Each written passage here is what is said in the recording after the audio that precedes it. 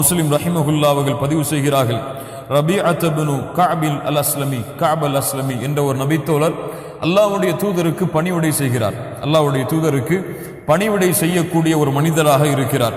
அல்லாஹ்வுடைய தூதருக்கு உது செய்யக்கூடிய பாத்திரங்களை கொண்டு வந்து கொடுக்கும் பொழுது அல்லாஹ்வுடைய தூதர் அவரை பார்த்து கேட்டார்கள், சல், என்னிடத்திலே நீங்கள் ஏதாவது கேளுங்கள், என்னிடத்திலே எதையாவது கேளுங்கள் என்று அந்த தோழரிடத்திலே கூறிய பொழுது அந்த தோழர் கூறினார், அஸ்அலுக முராஃபகதக ஃபில் ஜன்னah.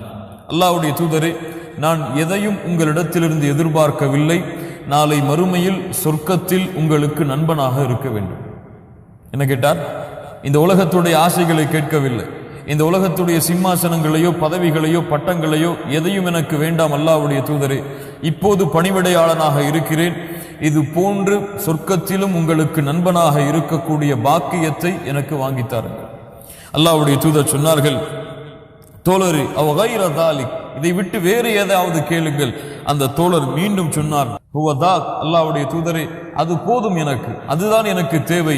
அல்லாஹ்வுடைய தூதர் முஹம்மது ரசூலுல்லாஹ் ஸல்லல்லாஹு அலைஹி வஸல்லம் சொன்னார்கள், எனக்கு நீங்கள் உதவி செய்யுங்கள் பிகஸ்ரத்தி சுஜூத், சுஜூதை அதிகமாக செய்து அந்த இடத்தை அந்த அந்தஸ்தை அடைவதற்கு நீங்கள் எனக்கு உதவி செய்யுங்கள் என்று அல்லாஹ்வுடைய தூதர் முஹம்மது ரசூலுல்லாஹ் ஸல்லல்லாஹு அலைஹி வஸல்லம் அவர்கள் சொன்னார்கள். யார் முஹம்மது ரசூலை உண்மையாக அறிந்தார்களோ, அந்த தூதருடைய உண்மையான தன்மைகளையும் அன்பையும் பாசத்தையும் உணர்ந்தார்களோ, இவர்கள்தான் நாளை மறுமையில் அந்த தூதரோடு வாழ வேண்டும் என்று ஆசைப்படுவார்கள்.